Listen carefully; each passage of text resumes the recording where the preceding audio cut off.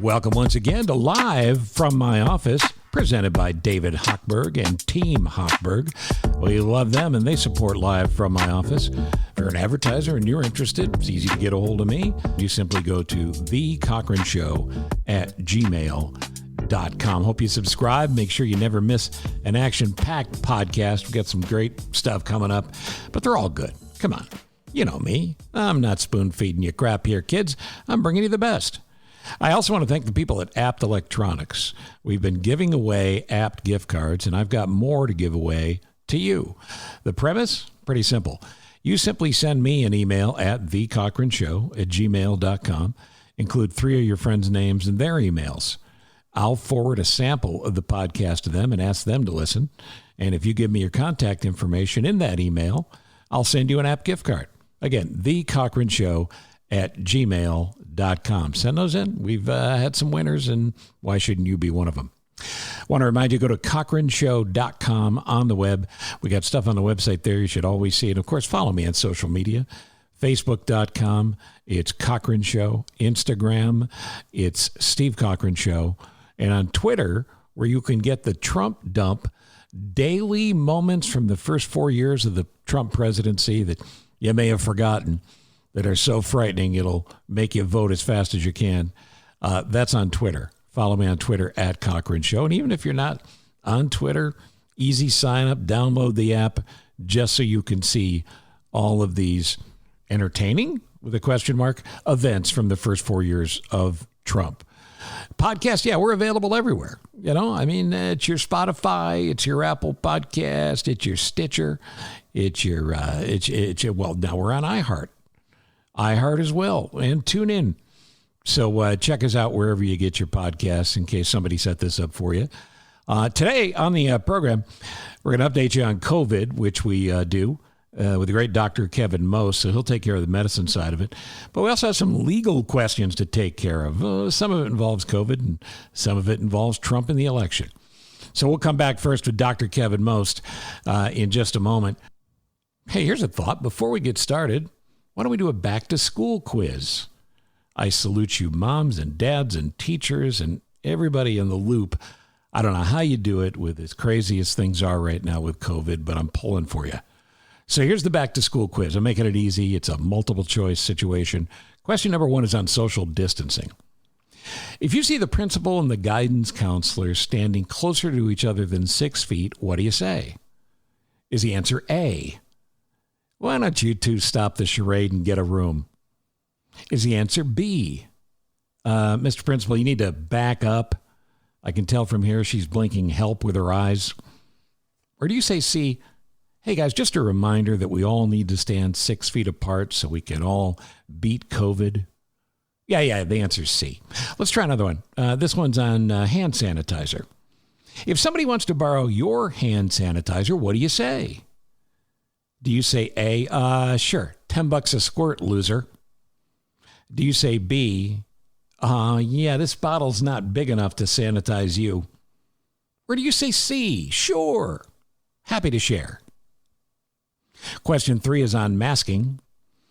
If anybody at school makes fun of your mask, what do you say? Do you say A? Well, I'm wearing a mask for my health and everybody else's. You're wearing a mask so no one sees your face. Do you say B, my mask? Yeah, my father got it from your mother last night. Or do you say C? Well, I'm sorry you don't like my mask, but as long as we both wear them, we're all going to be a little better off and hopefully healthy. Yes, in all 3 cases, the answer is C, I think. All right, we continue next with Dr. Kevin Most, a COVID update and other things too, on Live from My Office, presented by Team Hochberg and David Hochberg. And thank you very much.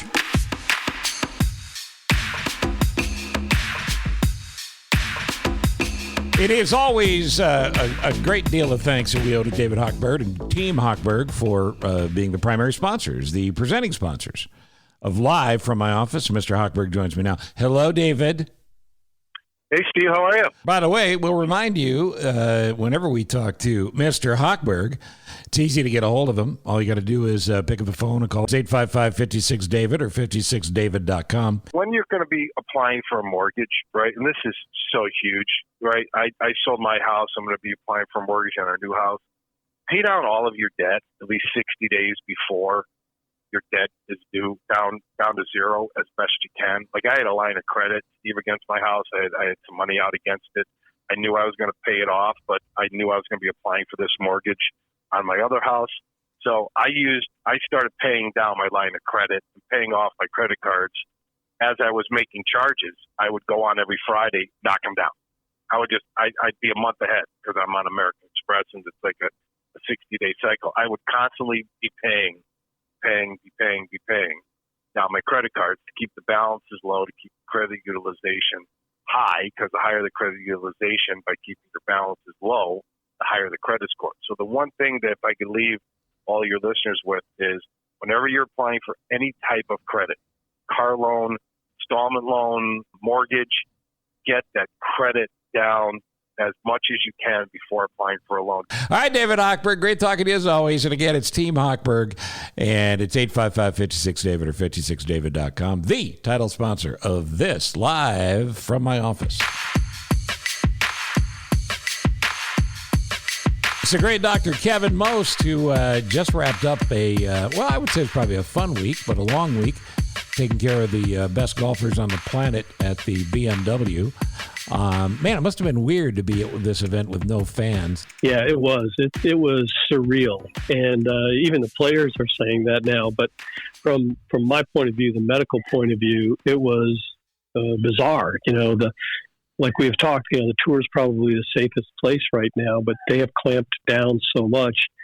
It's been a long week because I have not had any breaks, but fortunately there's been, not much to do from the fans' point of view, obviously, with just a handful of volunteers. Yeah. All right. COVID update time. Where are we in the state of Illinois and nationally by comparison? Yeah. State of Illinois, a little discouraging. We have 29 counties now that are on the warning list. Cook County is seeing numbers going up. That's the discouraging part. The encouraging part is that we're starting to see the group that's going up is the age group that we knew would. This ages of 20 to 29. From a country point of view, I think probably the most discouraging thing is the CDC testing guidelines that came out earlier this week that many feel were terrible. And unfortunate, again, that Dr. Fauci was not allowed to weigh in. But when they're saying that non-vulnerable, asymptomatic close contacts of infected individuals do not need to be tested, is the exact same thing that we have been going against forever. That's why we do contact tracing, to find that asymptomatic individual who has been spreading it. And now the CDC, with some pressure from whether it's the White House or HHS, to say, no, cut back on that. No reason to do it. Absolutely no science behind why they would do it. And we should be doing it now while we have the availability of tests to limit this spread as we go into flu season. So I can't tell you how disappointed I am in it. And I assure you, I'm not the only physician who feels that way. Well, and these are my words, not yours. This is specifically on orders from the White House. And how would I know that? Well, I've got pretty great sources all the way to the White House and back. Combine that with some common sense and logic. Donald Trump has said it out loud, he doesn't want testing numbers to go up because it makes them look bad. He said it in many different forms and many different venues, but he has said it out loud. This is what all of this is about. All the stalls, all the not testing, because he's all about the numbers. And if we have high COVID numbers, which he equates with testing, if we have more tests, we'll have more cases. He just doesn't get it on any level. And because of that selfishness, we are going to have more people dying, as we already have, and more people being sick. It's just outrageous. The CDC is a political appointment that's never supposed to be political, and it's never been more so. So I understand your disappointment. Yeah, it's disappointment, it's frustration. It's like everybody's like, well, don't worry about that. Just get us the vaccine. And I'm like, no, you guys, you don't get it. The vaccine is still a ways away. Whatever we can do to curtail this now, as we go into flu season, that asymptomatic person that gives it to somebody who now makes that person symptomatic, now we have to deal with them as well as anybody who would normally come down with influenza. So very concerning as we enter these next few months. And boy, if anything, we should be ramping up our testing, not slowing it down. And the thing that is strikingly stupid to me is this country wants to see action from the White House to protect America, part of the oath of the president. If Donald Trump had gotten out in front of this in the beginning or the middle or even now and said, we're going to do whatever Dr. Fauci and the team want to do to get this right, we would be so far ahead, and frankly, he would achieve his goal because he would be looked at more favorably in this country as to how he handled it. So he's just got it so ass backwards. The more he tries to pretend this doesn't exist and it's getting better, the worse he looks. Absolutely. I mean, if we would have said as a country, we are going to do universal masking, and we had places in the country said, well, wait, why? We only have a few people, who even have tested positive. Well, you know what? Those are the places now where they have thousands of people testing positive because we didn't do it. So we had this opportunity to slow the spread, and we missed it. And now we're dealing with the consequences. The masking thing you and I have talked about many, many times. It's just insane that people aren't playing along. I mean, just this morning, I went to a Walgreens. Absentmindedly, I got out of the car. I walked all the way to the front door and 2 steps inside and went, oh, my God, I forgot a mask. Turned around, walked back to my car and got it. Yesterday, I drove to the Lowe's Hardware in my daughter's car. Didn't have a mask, went home and got a mask. So, is it a pain in the ass at times? Of course it is. But we do it because it is the right thing to do, not just to end this as fast as we can, but to protect other people. I mean, just out of basic decency, right? Yeah, protect other people. We've already proven that it's going to protect you as well. So, I mean, I hate to say it, but everyone who's listening to this knows a vulnerable person and probably sees a vulnerable person on a regular time.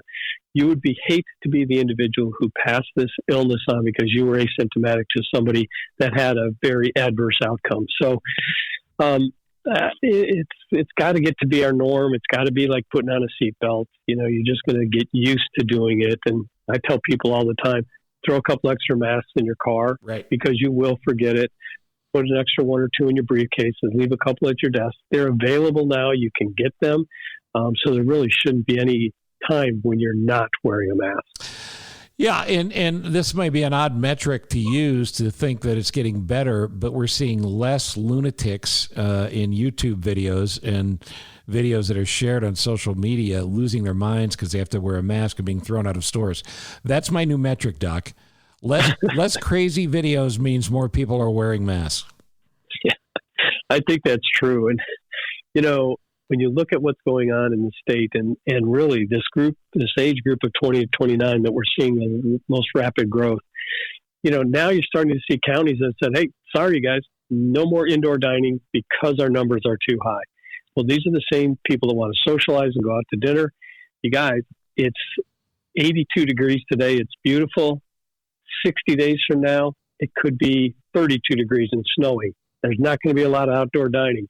You have a small opportunity that if you want to do some social events here through the winter, we better really behave quickly now. Yeah. You like getting together with friends for Christmas?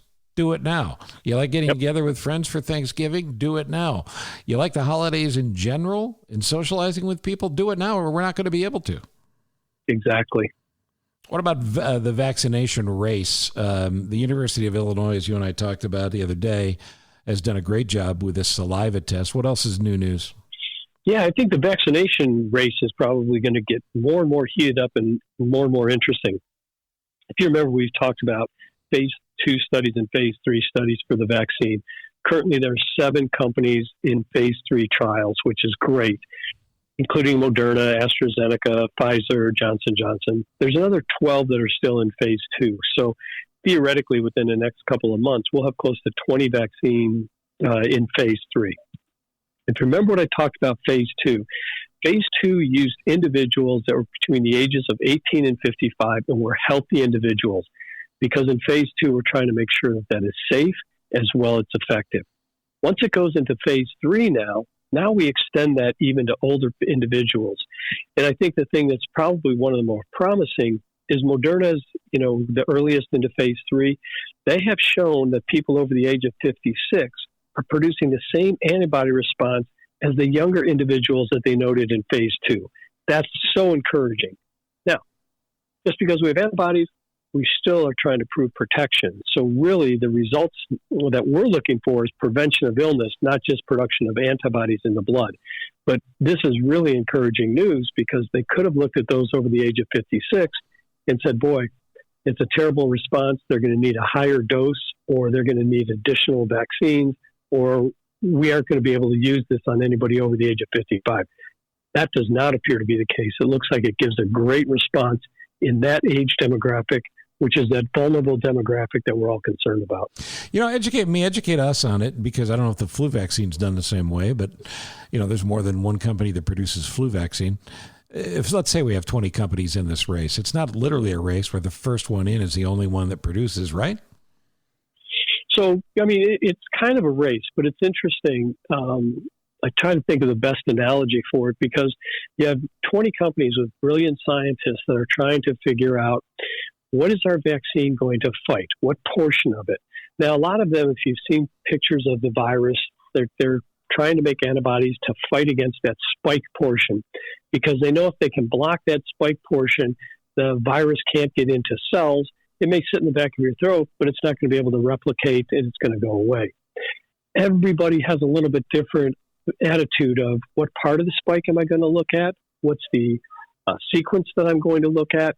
So it's great that we have this many companies, because 1, 2, 3 of them are going to come out with much better responses of, we'll say, 75% protection. The others might get us at 50, which is great for an initial, but we're going to be able to highlight which one is getting us the best protection, and that's the one we'll push forward in the fall of next year. So how will we determine who that is? Who gets the most governmental support or support from the medical community? If, say, Moderna's got 75% success rates and somebody else has 70, it's a close call. Yeah. If it's a close call, they're not going to worry about it. It's going to be splitting hairs, and there's going to be enough business for everybody. Because you have to remember, these same factories that are making this vaccine are the same factories that make flu vaccine. And you're talking about a worldwide need for this vaccine at one time. So there'll be, we'll still have probably issues with production and distribution, but we certainly should not have it without an ample number of options to push forward. It looked like there was some success with remdesivir as a treatment once you're in the hospital in the past few weeks. What else, as far as treatment options go, looks promising? Yeah, the convalescent plasma probably got the biggest splash a week ago, or maybe it was even earlier this week. I'm not even sure when President Trump decided to loosen up the use of that. Prior to that, it was in phase 3 studies. So it's one of those, I would call it good news, bad news. Allowing more people to use it is good. However, if you don't have the science behind it that we were capturing with our phase 3 study with that, then we may miss out on the opportunity of what's the best timing of it, what's the best dosing of it. So I understand the importance of trying to get it into as many hands as possible right now, but we may be taking a step back because we really are still trying to capture the data to say, when's the best time to get it, how much should get it, what demographics should get it, and we don't have enough of it really to roll it out. It's not like remdesivir, we can turn the factory on 24 hours a day, 7 days a week. For us, we have to find the individuals who are infected and then convince them to donate blood so that we can use their plasma. So we have a limited source as well. A lot of people, too, are worried about the fact that we'll get a vaccine at some point, sooner than later. And a lot of people have already said, well, I'm not going to take it. We can tackle this down the road because it's really, a backwards way to look at it. Because by the time these vaccines are approved, I suppose there's some risk in anything medicinal. But why wouldn't you get in line to take it when you're called to be in line? Well, you have to remember, there's the demographic that doesn't want to wear a mask. So you have to look at some of the people and say, so this is, again, going to be another thing to step forward and do what's right for society. There are people that say, this isn't going to harm me. Why am I going to take a shot that could harm me that hasn't been proven safe over decades? I'm not going to be the first in line. I'd rather get the infection. But under that scenario, we really need to educate everybody, and we need to make sure that these phase 3 studies are completed properly. Do not rush to get them done by November. Make sure that they're done properly so that we know side effects, we know how well they work, instead of a rush to get something out of on a political side. So that's the one part of it. And then the other part of it is going to be the distribution of how much are we going to have and how are we going to make sure we're using it appropriately? Is it going to be nursing homes first? Is it going to be frontline workers, first responders, healthcare providers? Or are we going to look at students and try to, protect our college students? So a lot to come out as far as how we're going to distribute the vaccine once we get it. But hopefully people are listening to the science behind it as it comes out, to how safe it is, before they make any decision that, no, I'm not going to get it. That's a decision made on ignorance at this point. Well, for the last 20 years, you and I have talked incessantly about the notion that the flu vaccine, just the list is endless. The flu, I get the flu when I get the flu vaccine. The flu vaccine makes me sick, on and on and on, none of which is true. There's no scientific basis for any of that. And yet we know that, am I right on my numbers here? Less than half the population takes the flu vaccine? Correct. About 45% take the flu vaccine. So because of that, the great concern, if this isn't your number one concern, I know it's top 3, that we have a convergence of continuing COVID and flu at the same time. Correct. And if people want to get to a point where they have what we call herd immunity means that we have enough people that are protected that we can stop the spread of the illness, even if someone were to be ill and walk into a room of people. That number, everyone's talking anywhere between 60 and 70%. Well, if you have only a 4 to 5% national positivity rate right now, you need to obviously immunize at least 50% of the country. So people are saying, well, Dr. Mose, with that argument, you're crazy. Then we should be letting more people get infected, and we, should open things up more and make sure we get some natural immunity to those who are healthy enough to take it, which is great when you think about that first step. That's kind of what Sweden thought. But what happens when you do that is those same individuals that got infected now go interact with a vulnerable population. Someone's immunocompromised on chemotherapy, a grandparent, someone with heart disease. And then you start to see the deaths like they saw in Sweden. Well, and my concern too is we know by way of phase 1, 2, and 3 what the vaccines will do. We don't know what this disease does because we seem to find out more every 30 days, if not every 2 weeks, if every week, every few days, about numbers that the 20 to 30-year-olds are getting whacked with this. Kids aren't out of the woods.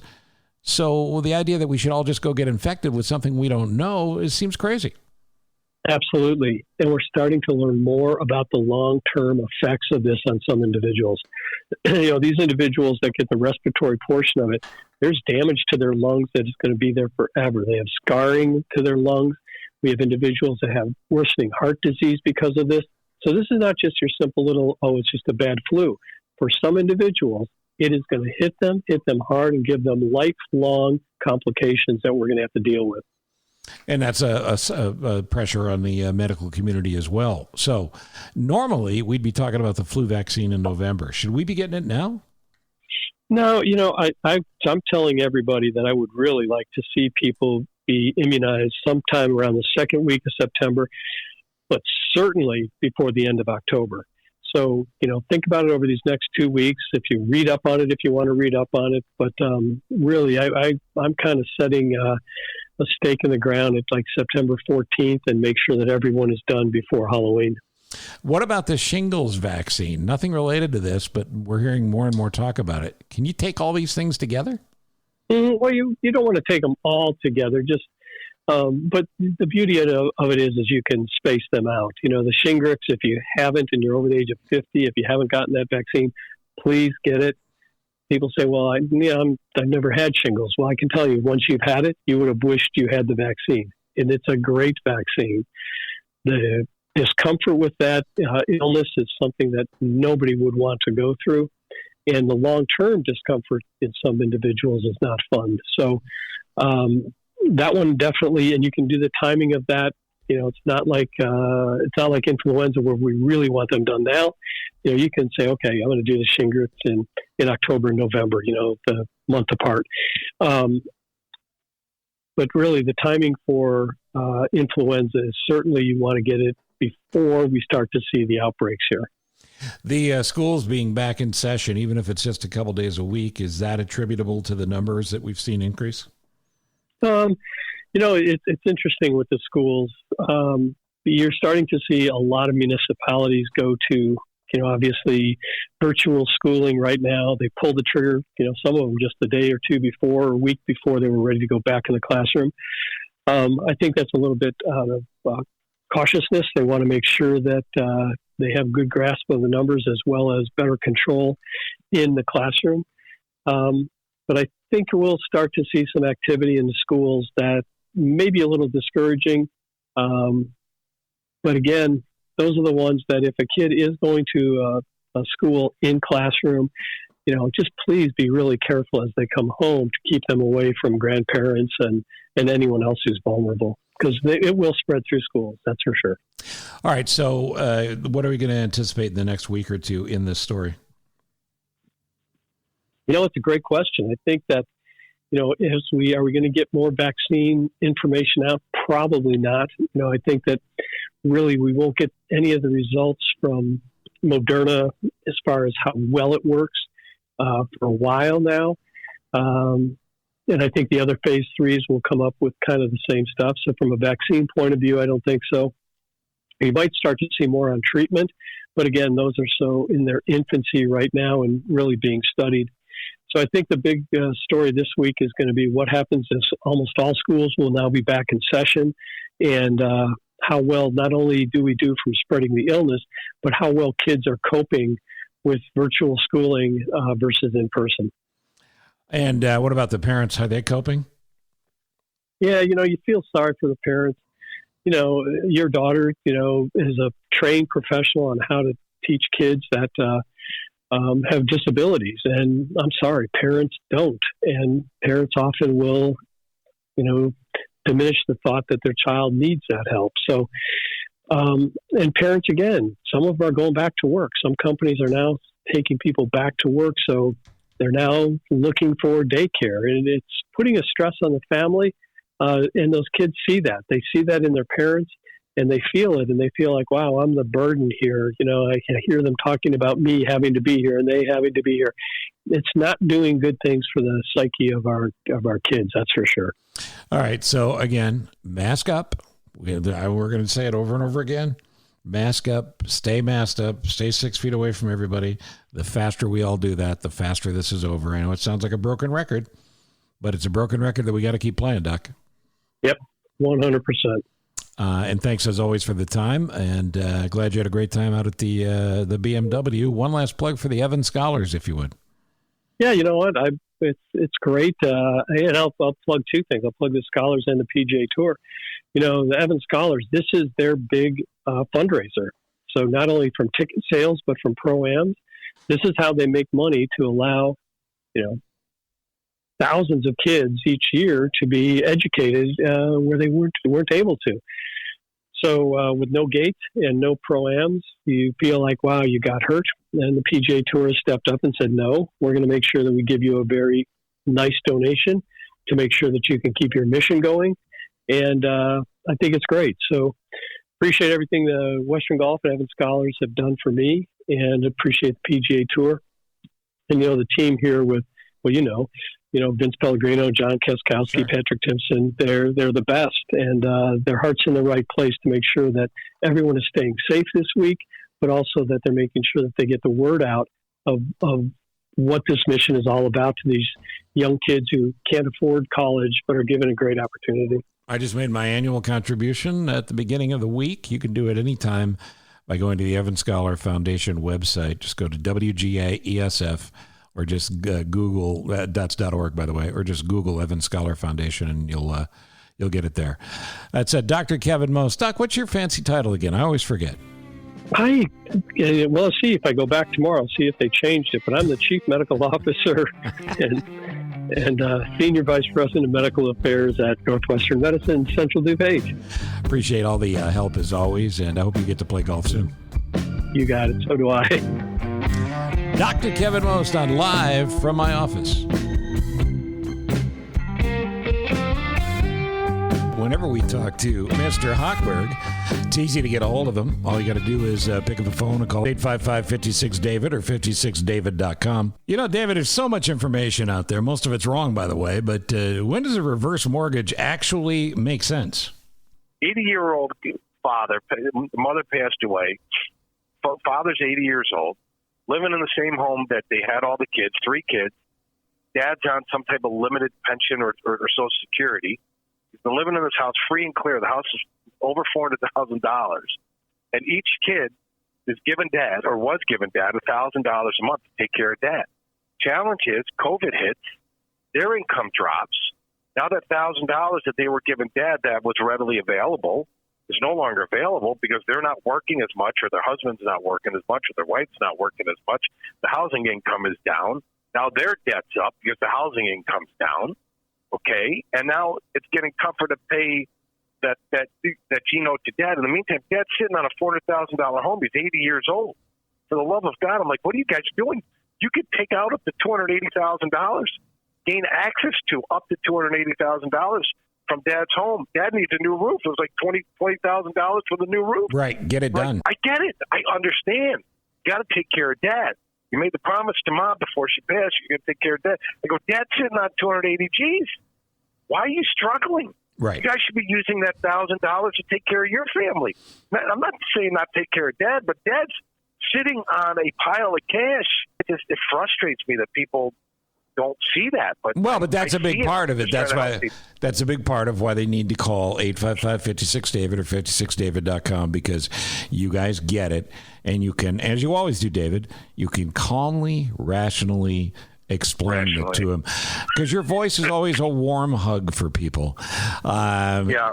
Now, Mr. Hochberg, he'll cut to the chase when he needs to, because he's just trying to help.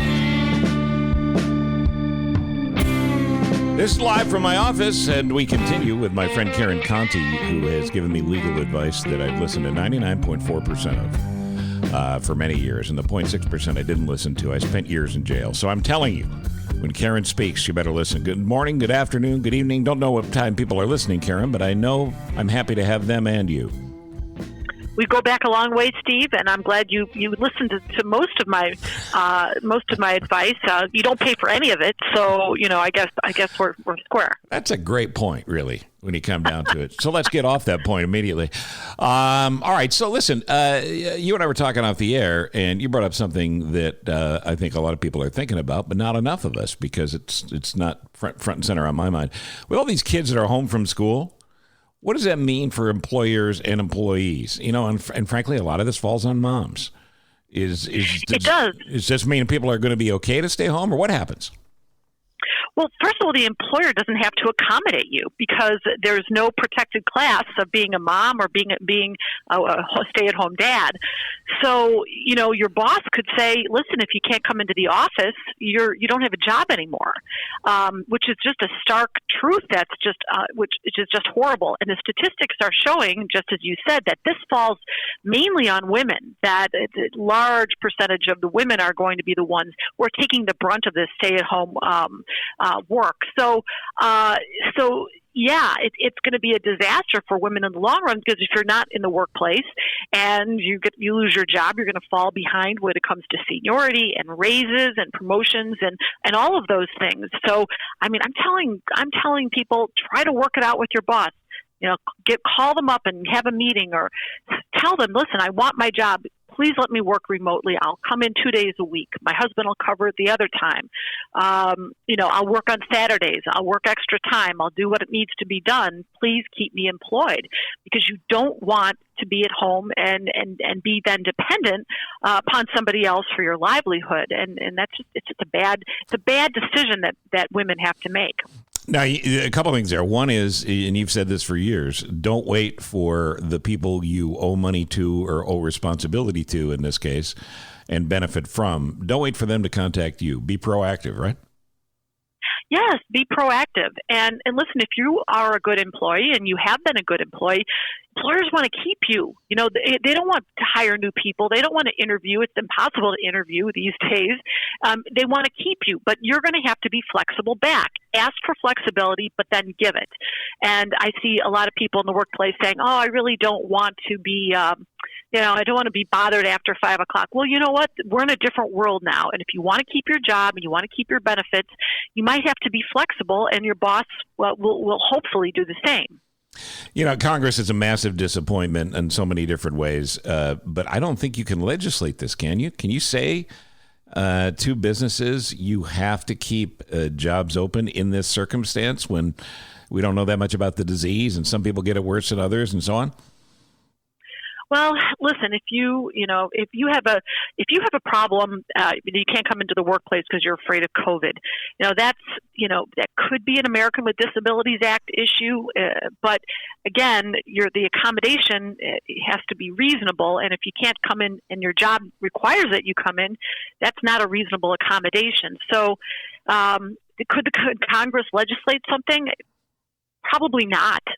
Probably not. I mean, how could you make an employer who owns a retail store say you can work remotely when I'm running a Gap? That just doesn't work. So it's going to be up to you as the employee to work this out. And what I'm telling people too, Steve, is to say, even though maybe the kids gravitate toward you as a mom, they look to you when they stub their toe and when they need to know where the milk is. Have your significant other, your husband, your boyfriend, whoever, step up to the plate, even your ex-husband. Share the load. Why should you take the hit in the workplace? Again, you want to take care of your kids, you want to be there for them, but don't sacrifice your financial future, because in the long run, if you don't have a good job and if you don't have a good income, you don't want your children taking care of you in your old age. So just always keep that in mind. Well, it's a great message to send to your kids too about the value of work and the importance of taking care of yourself so you can take care of us. Boy, it's scary. Absolutely. You're right. It's absolutely scary. But again, the best advice Karen could give you now is what she said: be proactive. Don't wait for them to come to you and go, listen, you got to come in, or I can't have you. Be the one that really shows you want the job now. Right. Absolutely. And again, it's just being reasonable. And I say the same thing when it comes to landlord-tenant. We have a lot of people now who aren't able to pay their rent, and I know landlords are upset and tenants don't know what to do, but say to your landlord, listen, I can pay half of it until I get my job back. Right. I'm paying you what I can, and when we're done, I'll slowly pay you back $300 a month until it's done. Please keep me in here. Well, landlords in the large other jurisdictions, they can't file evictions now, or they don't want to evict people. They don't want to have new people coming in looking at the property. So work it out and be reasonable and be flexible in all of these new things, because we're all in uncharted grounds here. It's not like our courts are wide open for people to go in and file lawsuits, and who wants to do that now when you don't have any money for lawyers? So we're trying to resolve these issues ourselves, which is a good thing. The politics of today is sad, stupid, annoying, and anger causing, all of those things. I got to ask you, because you know so much about the Supreme Court, about something that's very important as well. And I know we don't have a lot of time here because you actually have paying clients on hold. All right, pardon the abrupt jump here, but the one other thing I have to ask you about is politics, and specifically this continued promise that Donald Trump makes that he is going to overturn Roe versus Wade. Without getting deep into the abortion argument, because that's a separate phone call, it's not easy to overturn the law that's been established by the Supreme Court. Can you just run us through the basics of that? Yeah, we have this Latin term that is called stare decisis, which means you stand by that which has already been decided. So what we don't want in our world of law is that one court says one thing and then tomorrow they rule the opposite way. Why? Because we need surety. We need to know how the laws are being interpreted. You know, the courts are just interpreting the laws. They're not making laws. So we need some certainty. And so we can't have the Supreme Court, our highest court in the land, change its mind. One day there is gay marriage. One day there isn't. One day there is abortion. One day there isn't. It's just not the way it should be. And so what the courts are bound by, and they're actually under oath to abide by the prior decisions that have come down. Now, have we had changes in the Supreme Court issues when it comes to capital punishment and some of the big issues? Yes, we have. And those have evolved slowly over time. But to say that I'm going to appoint certain judges who are always going to vote against any abortion law, that's just not the way it works. They look at the facts of the case, they look at the decisions that have been made in the past, and they try to be as consistent as they can, whether they like the outcome or not. And I'm speaking specifically here to one-issue voters who are saying, look, my hardcore beliefs, my evangelical beliefs are that abortion is wrong and is as bad as Donald Trump has been for this country. I'm going to stick with him because of this. Karen's here to tell you, and I'm here to tell you, this is not something that, let alone it's not a slam dunk, it's very difficult to do. Now, here's some of the games that are being played. State legislatures are trying to attack this by making it very difficult to get an abortion in states, and then hoping those cases will get challenged all the way to the Supreme Court. Is that realistic? Yeah, that's what they do, and that's not just the abortion issue, Steve. That's probably any hot button issue as far as gay marriage and those kinds of things.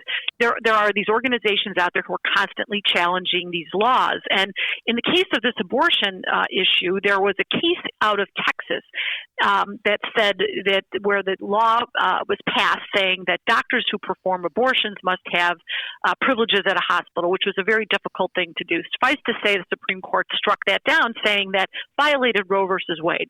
Well, Louisiana passed a law that was almost the same exact thing, and the Supreme Court had to decide that. And everyone was standing around saying, what is the Supreme Court going to do now that we have more conservatives on the bench? And they, to their credit, said, you know what, we have to follow not only Roe versus Wade, but that other case that we decided, maybe with some different justices, in a similar way. And many of them said, I don't like the outcome of this. I don't believe, that abortion is appropriate. I don't believe there's a constitutional right for an abortion, but in the honor of my oath and the honor of what I'm supposed to do, we're going to uphold the law. And so, yeah, you're right. Donald Trump can't just magically appoint people who are going to vote the way he wants. And one more thing, just as an example. So let's just say that a woman sued for sexual harassment, but she failed to file in time. Say you had a certain number of weeks to file, and she didn't do that. And Ruth Bader Ginsburg, who's the biggest feminist that we know, the most prominent feminist in our country right now, she would not like to rule against this woman. She'd like her to have her day in court, but she's going to follow the law because that's what she's going to do. Doesn't like the outcome, but she does follow the law. So that's where we're parsing it here. And let's be clear, too, that the other option to change law like this is a constitutional amendment. 27 amendments to the Constitution. Every time this has been successfully done, it's gone this way. 2/3 of Congress pushes forward on any amendment, and then 3/4 of the state legislatures have to ratify. These two sides, Republicans and Democrats, can't agree that the sky is blue. So take that off the table. There's not a shot that 3/4 of the states will ratify, let alone 2/3 of Congress will get together to do anything. Which brings us right back to the initial argument. Look at the Equal Rights Amendment. They've been trying to pass it for 100 years. Right. And all it says is that women are supposed to be treated equally, and we still don't have it passed all the way. I mean, it's passed, but there's still fights about whether it's actually going to go into effect. So, I mean, and that to me is a slam dunk. Why wouldn't you treat women equally? But yeah, you're absolutely right. It's a hard thing to amend our Constitution, and rightly so, because you don't want it to be flying in the wind. Right. We want our Constitution to be rock solid and predictable. And has it changed with the times? Yes, but very slowly. Politicians will continue to play games as they have with this second round of protection for people. Granted, we can't keep throwing money at the problem forever, but people need help, and both sides of Congress have failed to compromise and come up with something. But this is really important. So if you're one issue voter, I look, first things first, get out and vote. Because as slow as that process works, that's the way you change things. And we're coming up on that now. We're approaching, as of the time we record this, 60 days soon before. It's going to go fast. But in the meantime, don't fall into the Trump trap that he's just going to magically wave his chicken leg and suddenly this is going to change, because it doesn't work that way. And Karen Conti, as always, you're fabulous. Thank you, Steve. Have a good one.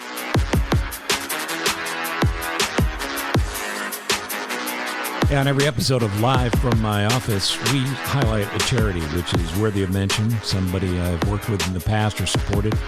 And this is a great one, charitynavigator.org. This is a website that is the best place to screen charities. And sadly, there are a lot of scammers out there. And now with disaster relief, along with COVID, there's people that are looking to take your money. Now, younger folks might be a little more savvy on this stuff, but your parents or your grandparents, well, they could use your help. Whatever charity they think about contributing to, make sure you tell them first about Charity Navigator, or have them tell you the charity so you could run it through the Charity Navigator and find out what their record is. They're uncovering scams every day, or they're approving charities and saying, yeah, it's a good choice. So if you're so inclined, you can donate. And to bring it full circle, you can help them too. Right at charitynavigator.org, you can see that there's a donate button. They're subtle about it, but your dollars help Charity Navigator too. And it's a really important service, so I hope you'll consider that.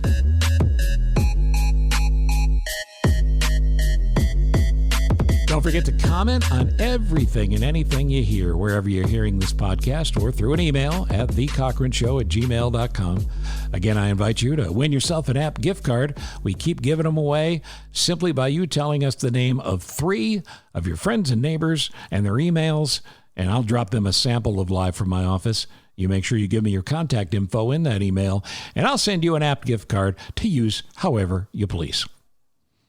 thecochranshow@gmail.com. Don't forget to subscribe to Live from My Office, and I hope you'll tell your friends to do that as well. And follow me on Twitter for the Trump dump at Cochran Show. We got another 60 or so days. Why stop now? I'm Steve Cochran. I thank David Hochberg and Team Hochberg and Ross Cochran, who produces this. See you next time on Live from My Office. Live from My Office is a service of Monkey Run Productions. All rights reserved. The podcast is hosted by Steve Cochran, and it's mixed, edited, and produced by me, Ross Cochran. Please rate, review, and subscribe to the podcast wherever you're listening, and follow Steve on all social media channels. Get in touch with us directly with questions or comments about the show by emailing thecochranshow@gmail.com. Steve is available for corporate speaking gigs. He would love to MC your event, and occasionally, he's funny. Thank you for listening. Head to cochranshow.com for more.